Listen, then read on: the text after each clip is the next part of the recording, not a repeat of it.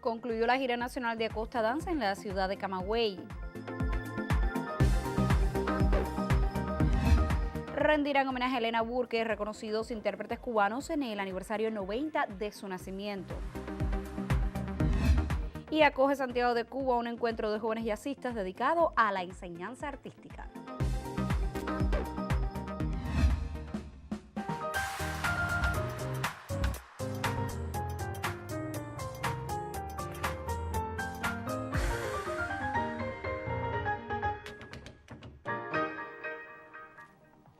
Saludos desde La Habana. Abrimos la emisión del Noticiero Cultural de la Televisión Cubana este jueves 22 de febrero de 2018.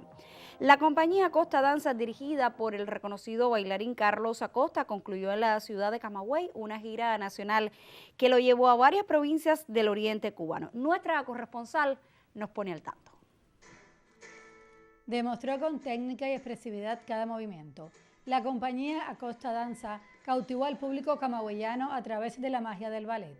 Desde lo contemporáneo y neoclásico, exhibió obras de creadores de España, Bélgica y Reino Unido. En el teatro principal ejecutó Fauno, recreada en una faceta bestial y erótica. Rooster, con música de la banda británica de Rolling Stone. El salto de Nijinsky, inspirada en la vida de una de las leyendas de la danza rusa. 12, pieza que vincula danza y deporte, merecedora del Premio Villanueva de la Crítica 2017. Y Mermaid, donde los espectadores de pie ovacionaron la aparición en escena de Carlos Acosta, director de la agrupación y Premio Nacional de Danza. Un programa que incluyó 5 obras de la temporada Mitos. El Coliseo permaneció lleno para disfrutar de un espectáculo de alto nivel coreográfico. Aquí concluyó la primera etapa de su gira por la región oriental y Camagüey. La mejor manera de culminar una gira, realmente, porque el público camagüeyano es un público muy culto, una gran tradición danzaria. Viste la ovación, todo el público de pie, nos dieron mucho cariño y eso nos da fuerza a seguir. Y yo no voy a parar hasta que Acosta Danza se convierta en una de las principales compañías de no solo de la nación, sino del mundo entero. Y eso lo vamos a lograr y vamos a trabajar y no nos vamos a parar hasta que eso sea una realidad. Fundado el 28 de septiembre del 2015, el colectivo fue aplaudido en reiteradas oportunidades. Al concluir su presentación, mereció reconocimientos de la Asamblea Provincial del Poder Popular, el Sectorial de Cultura y el Consejo de las Artes Escénicas. Durante la función, la compañía Acosta Danza demostró impecable técnica, fuerza, energía, sensibilidad y la continuidad de la tradición cubana en el arte danzario. En Camagüey, Aimee Amargós, Noticiero Cultural.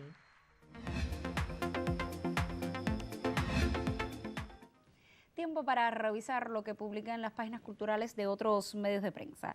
La revista de la cultura cubana La Jiribilla, en su edición 842 de esta semana, publica un dossier dedicado al escritor cubano Rafael de Águila, ganador del Premio Casa de las Américas en su más reciente edición. Completan la entrega textos dedicados al corto de animación Los Dos Príncipes, estrenado recientemente y producido por los estudios de animación del CAIC. Un texto de Guille Vilar sobre el libro La canción en Cuba, 5 voces de Ediciones Ojalá y algunas notas sobre arte y mercado, firmadas por el pintor y ensayista cubano Manuel López Oliva. La publicación digital Cubasí da a conocer que el reconocido director de cine Steven Soderbergh dijo este miércoles que disfrutó tanto realizar su thriller psicológico Unsane en un iPhone que le costaría volver a trabajar con los métodos cinematográficos tradicionales. Unsane, película que será estrenada en el Festival de Cine de Berlín, se grabó en un lapso de 2 semanas, mucho menos que los meses que usualmente toma filmar una película. Soderbergh dijo que la experiencia general de realizar una película con un iPhone fue buena, aunque hubo algunas desventajas, como que el teléfono es demasiado sensible a las vibraciones. La película cuenta la historia de Sawyer Valentini, una mujer que se muda a una nueva ciudad para escapar de su acosador David, pero termina internada en la institución mental en la que trabaja. Y por último, la agencia cubana de noticias anuncia que reconocidas voces de la canción como Omar Portuondo, Raúl Torres, Vania Borges, Yaima Sáez e Ivette Cepeda se unirán el 28 de febrero en la Sala Covarrubias del Teatro Nacional para homenajear a la desaparecida intérprete cubana Elena Burke en la jornada en que se celebraría su 90 cumpleaños. El realizador cubano Lester Hamlet está a cargo de la dirección del concierto, que contará con un repertorio variado que comprende títulos que fueran interpretados con maestría por Elena Burke, tales como Lo material, Al fin creo en el amor, Si me comprendieras y Duele.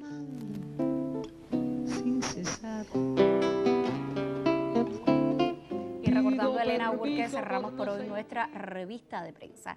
Tiempo entonces para una primera pausa en esta emisión, y al regreso estaremos abriendo nuestra sección Contrapunteo, que yo les recuerdo que esta semana la dedicamos al periodismo cultural que hacemos hoy en Cuba.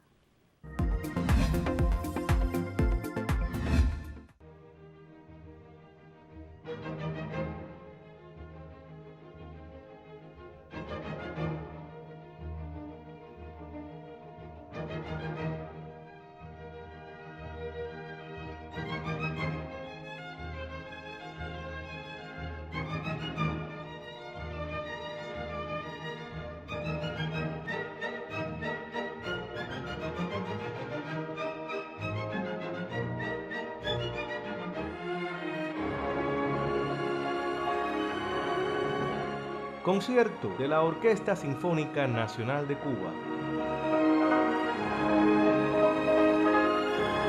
Sala Covarrubias del Teatro Nacional de Cuba.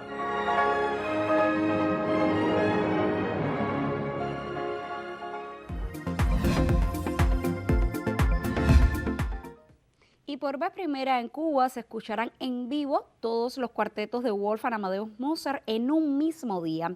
Este sábado 24 de febrero de 9 de la mañana a 9 de la noche, 24 cuartetos de cuerdas cubanos y extranjeros interpretarán la integral de cuartetos del Genio de Salzburgo en los espacios de la Plaza de la Catedral, la Vitrina de Balonia, Galería Carmen Montilla y otros escenarios del Centro Histórico de La Habana. Y la ciudad de Santiago de Cuba acoge desde este jueves el encuentro de jóvenes jazzistas. La cita se dedica a la enseñanza artística y al tercer congreso de la Asociación Hermanos Saiz, que comienza su proceso preparatorio. Los municipios de Contramaestre y Songola Maya se suman al programa de presentaciones. Este jueves se inauguró en el Conservatorio de Música Esteban Salas el encuentro de jóvenes jazzistas Jazz Namá.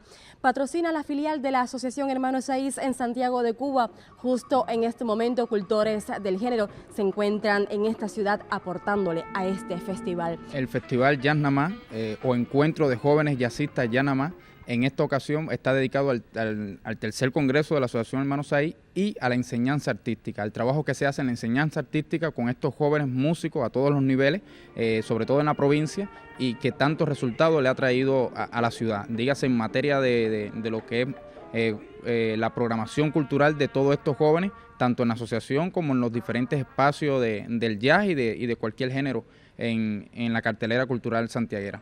Y tendremos actividades puntuales en todas las escuelas de las enseñanzas artísticas, aunque no sean de música. Por ejemplo, en la Academia de Artes Plásticas José Joaquín Tejada, o la Loma del Queque, como le dicen los muchachos, en la Escuela Profesional de Arte José María Heredia, allí también tendremos un concierto. Y algo que nos parece bueno del evento en esta ocasión es cómo hemos logrado convertir en especie de subsede al municipio Songola Maya y Contramaestre, en especial la comunidad de la localidad de Baire, donde iremos a dar dos lindos conciertos para los comunitarios de allá y que puedan acercarse un poco a los artes que hacen los jóvenes. El encuentro de jóvenes jazzistas concluye el día 24 en el patio de la Fundación Caguayo. Sobre el intercambio que se gestará aquí con los estudiantes de música de todos los niveles, usted tendrá más detalles en próximas emisiones.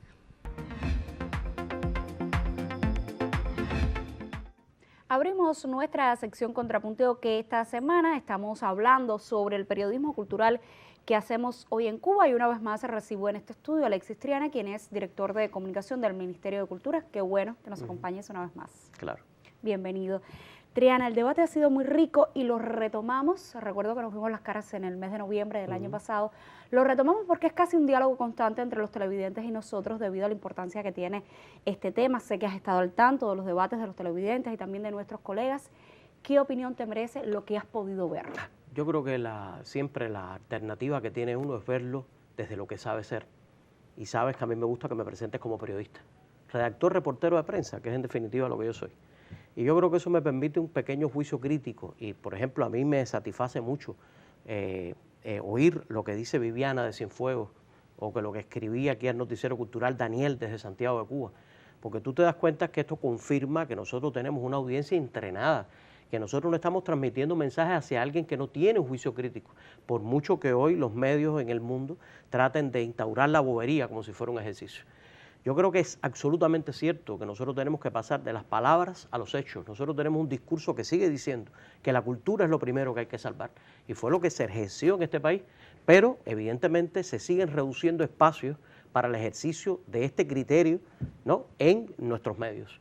Yo creo que hay que asaltar nuevos espacios como puede ser la prensa digital, pero tenemos que recuestionar lo que hoy se está haciendo. El hecho de que usted le dedique más tiempo a hablar de las esculturas de hielo de un festival de Disney o de un camión que rompe la línea de Nazca y no a la gira que Carlos Acosta está haciendo por el oriente de Cuba y lo que está sucediendo. Yo creo que nuestra prensa debe aspirar, y te digo, ahí me incluyo, ahí veo a La Jiribilla, ahí veo al periódico Cubarte, ahí veo a los medios incluso que trabajan con el Ministerio de Cultura, con la idea de darle un antecedente, darle un para qué, un por qué pasó antes a ese televidente, a ese lector, a ese radioyente. Yo creo que nosotros tenemos que poner en contexto, juicio de valor, lo que significa el movimiento cultural y artístico de este país. Y una y otra vez hay que preguntarnos cuánto está sucediendo y a qué no se le está dedicando espacio.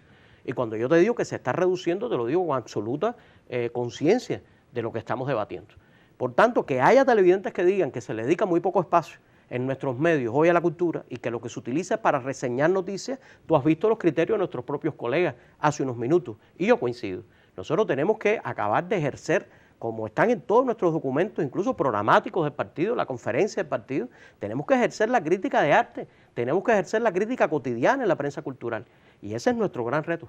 Y en ese trabajo sé que el Ministerio de Cultura tiene una relación constante y sistemática con las redacciones culturales de cada medio de comunicación. ¿Cómo funciona esa relación, ese diálogo? Bueno, nosotros estamos planteando incluso hasta un sistema de trabajo, hemos propuesto que emitimos lo que le llamamos las prioridades informativas de la semana y vamos a una mesa de consenso y enviamos a todas las redacciones, a nuestros propios colegas, qué cosa es lo más importante que está sucediendo en el sector de la cultura. Puede que alguna y otra haya una precisión o tengamos un hecho incorrecto, porque puede suceder continuamente en el bagaje informativo que nosotros hoy estamos brindando. Pero lo que no hay duda es que estamos como estableciendo una especie de mapa para poder identificar qué es lo más trascendente que está ocurriendo en la semana misma. Lo hacemos con un corte de un mes, lo hacemos cada 3 meses, cada 6 meses, y ya estamos haciendo un monitoreo de qué dicen estos espacios informativos de lo que nosotros mismos brindamos. Es como una relación de una carretera, ¿no?, una doble vía, un toma y daca, y de eso se trata cuando estamos efectivamente haciendo un ejercicio crítico de lo que hoy en el sector de la cultura está sucediendo. A mí me parece muy destacable, Indira, que el Premio de Periodismo Cultural José Fernández de Castro se haya decidido convocarlo anualmente por el Ministerio de Cultura, antes era bianual, y que ese prestigioso jurado, donde hay personas como Guille Vilar, que lo veíamos hace unos minutos en cámara, Joaquín Borges Triana, Magda Rexic, un grupo de compañeros que hacen periodismo de a pie, de todos los días, del ejercicio de nuestros medios, pueda valorar ese tipo de periodismo de que estamos hablando. Porque yo no creo que por tú redactar una nota de prensa no tengas un juicio de valor y un criterio. Desde el primer punto de vista que eliges qué es lo trascendente, cuál es el qué, cuál es el dónde, cuál es el cómo, tú también estás haciendo un ejercicio. Pero en ese diálogo, Triana, me llama la atención que no solamente debemos centrarnos en los medios tradicionales, y sé que el Ministerio de Cultura también está apostando y estimulando ese periodismo cultural en otros medios como las redes sociales, los medios digitales en sentido general, y tú mencionabas La Jiribilla. ¿Cuáles son los ejemplos más significativos? cuál ha sido, digamos, la relación, el resultado que han tenido hasta hoy. Nosotros somos muy críticos con nosotros mismos. Nosotros, como sabes, lo dijimos aquí, creemos que el sistema de instituciones de la cultura, creemos que los que trabajan todos los días en la cultura pueden y deben utilizar más las redes sociales. Es que de hecho ya hoy no se concibe en el mundo un periodista de radio o de televisión o de periódico, porque hoy el mundo es hipermedial. Y se supone que un periodista está ejerciendo, transmitiendo, ¿no?, emitiendo opinión. Yo creo, por sobre todas las cosas, que La Jiribilla es un buen ejemplo. Hace 1 año y 3 meses que se produjo ahí un cambio de dirección de un medio, además que durante 15 años, ¿no?, logró un resultado sin discusión alguna. Y sin embargo, hoy por hoy, la Jiribilla ha remontado 2/3 en el buscador Alexa, en el posicionamiento nacional y global. Y eso te demuestra cómo se está leyendo La Jiribilla. Es la página que más se lee, tiene más de 8.000 seguidores, es el Twitter que más se sigue, tiene 10.000. Pero te puedo hablar del periódico Cubarte. En agosto recibimos la redacción de este periódico digital y hoy por hoy hemos emitido más de 1.100 trabajos periodísticos y de esos casi 300 son ejercicios de criterio. O sea, colaboradores, nombres, Víctor Fowler, Rafael de Águila, amigos muy prestigiosos que han regresado a ejercer la opinión. Un ejercicio que debería llevarse entonces a todos los medios de comunicación. Muchísimas gracias, Triana, por tus criterios. Nosotros nos volveremos a encontrar porque este es un tema que siempre está a debate. Yo les recuerdo que mañana pondremos punto final a este debate con nuestra opinión editorial y para ello estará, como cada viernes, el colega Yuris Norido. Tiempo para una segunda pausa en esta emisión, pero antes les recomiendo que no se vaya, pues a la vuelta recibiré al crítico de cine Joel del Río, quien nos estará hablando sobre la película cubana Los Buenos Demonios de Gerardo Chijona, que aún está en cartelera. Enseguida estamos de vuelta.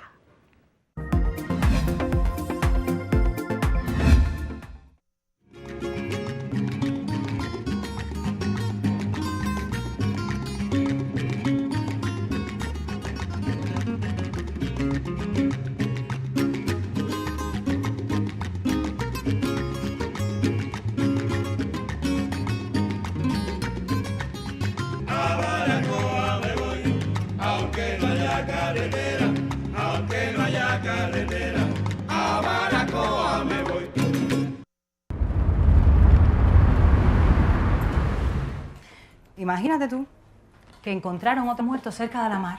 ¿Otro? Tú eres muy noble y andas en ese carro toda la noche. Ah, mamá, yo me sé cuidar. ¿Cuánto quieres? Ahora no podemos joder el negocio porque ustedes quieren demostrar cuál de los dos es más macho.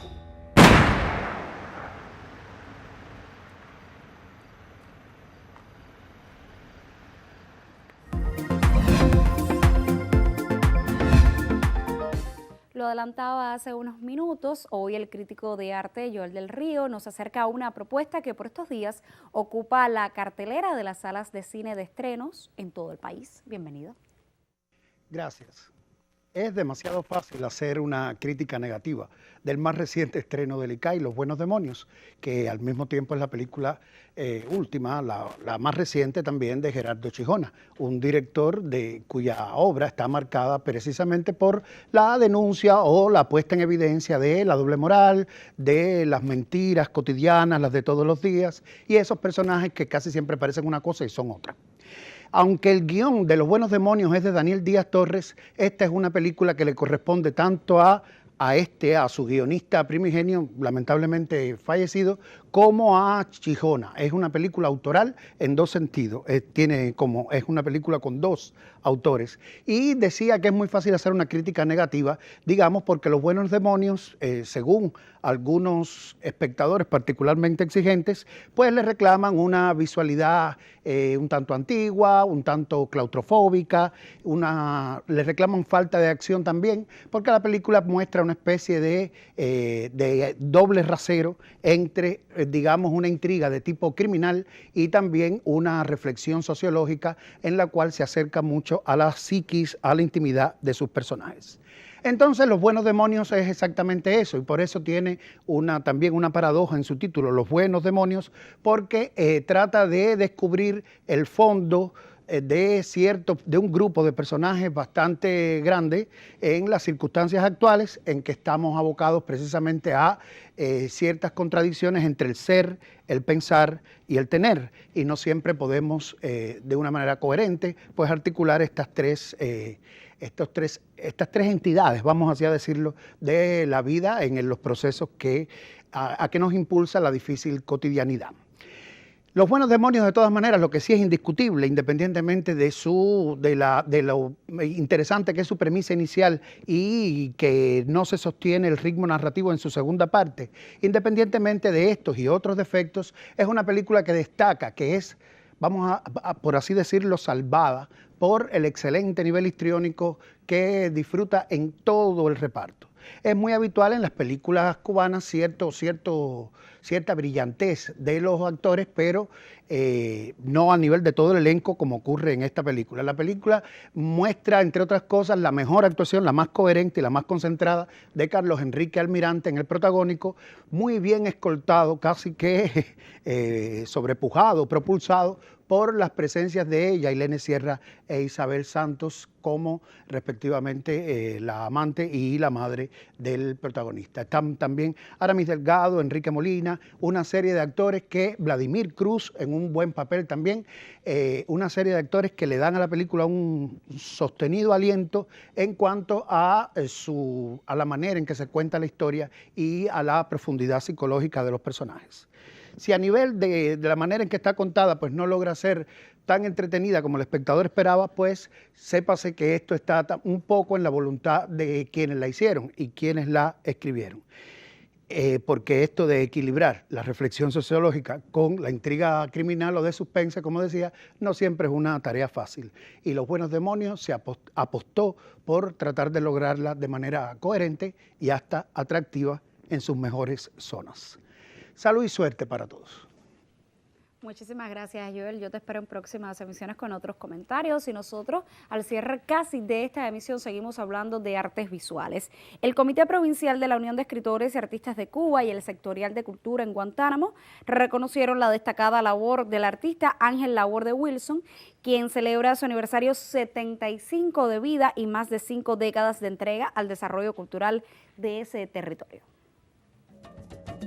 El pintor, escultor, grabador, caricaturista con un dominio absoluto del dibujo y maestro de numerosas generaciones de creadores de las artes plásticas en el oriente cubano, es reconocido en la isla por su peculiar tratamiento de la espiral como símbolo de la evolución humana. En su vecindario, para el que siempre ha trabajado incesantemente, aconteció el agasajo al que se sumaron el ballet folclórico Babul, la tumba francesa de Guantánamo, el grupo portador de tradiciones Los Cosiá, el teatro dramático y otros artistas que beben de su extensa obra para encauzar la propia. De parte de la tumba francesa, es un placer estar aquí representándola y acompañando al maestro en este momento de felicidad. Una persona que ha hecho mucho por la cultura de Guantánamo y de Cuba, se le ha hecho este gran homenaje y sobre todo en su comunidad. Y creo que el granito de arena que ha dado el Ballet Folclórico Babul junto a las autoridades de cultura y las demás agrupaciones que han estado, no es nada comparable con la magnitud y la grandeza de la Laborde. Ángel Laborde Wilson se gradúa de pintura en la Escuela Nacional de Arte de La Habana en 1967. Es uno de los fundadores de la UNIAT en Guantánamo y un referente indiscutible para los jóvenes que hoy estudian las artes visuales en el territorio. Ostenta además la distinción por la cultura nacional. Yanela González, Noticiero Cultural. Y como hemos destacado en emisiones anteriores, en las montañas del Escambray Cienfuegueros se gesta un proyecto cultural que reúne las artes visuales, el teatro, la ecología y la agricultura sostenible. El Grupo Teatro de los Elementos resulta protagonista fundamental de esta iniciativa, a la que ahora se suma el creador Nelson Domínguez. Justo al cierre de esta emisión damos seguimiento informativo a esta iniciativa. Intactos están el ímpetu artístico, el compromiso con la naturaleza, la responsabilidad de reflejar en sus obras las verdades y conflictos del país donde hacen teatro. Desde hace 27 años, Teatro de los Elementos crea desde el corazón de las montañas cienfuegueras un espacio sociocultural diferente, donde el arte resulta más bien un pretexto para acompañar a los campesinos de la zona en la construcción de una realidad mejor. El grupo tiene 2 eventos anuales de inserción en la montaña y tradicionalmente pues se ocupa de la zona de premontaña. Con el teatro espontáneo, el teatro infantil, abarcamos escuelas de la localidad, abarcamos centros especiales de enseñanza. Ubicado en la comunidad del Jovero, en el municipio de Cumanayagua, el proyecto sociocultural de Teatro de los Elementos sostiene un diálogo científico con la naturaleza a través de prácticas ecológicas y sostenibles. Estamos plantando alrededor de 1000 posturas este año de cocales, de árboles frutales, maderables, jardinería, la ha inaugurado Nelson con mucho acierto. Estamos usando el molino de viento como un elemento de agricultura sostenible, la cocina eficiente, el pozo manual, la bomba manual. Recientemente, en esa zona de la geografía sureña, el maestro Nelson Domínguez, Premio Nacional de Artes Plásticas, inauguró la primera Galería Rural de Cuba, un espacio para la creación y el intercambio. Esto se va a convertir en un centro, en un lugar de referencia tanto en la agricultura y también en el arte. Han pasado más de 2 décadas desde que se instalaron en las montañas y los integrantes de este colectivo teatral mantienen un discurso coherente con su existencia. Allí, en las faldas del macizo de Guamuaya, Teatro de los Elementos sigue siendo cómplice de la tierra, el aire, el agua y el fuego. Desde Cienfuegos, Anay González, Noticiero Cultural. Punto final. En esta emisión del Noticiero Cultural le pusimos al tanto del cierre de la gira nacional de Acosta Danza en la ciudad de Camagüey. Conoció del homenaje que rendirán a Elena Burke, reconocidos intérpretes cubanos, en el aniversario 90 de su nacimiento, y le contamos del inicio en Santiago de Cuba de un encuentro de jóvenes jazzistas dedicado a la enseñanza artística. Gracias por acompañarnos en esta emisión. Nosotros regresaremos mañana con otras miradas al panorama artístico y literario en Cuba y otras naciones. Hasta entonces, me despido como siempre con un saludo desde La Habana.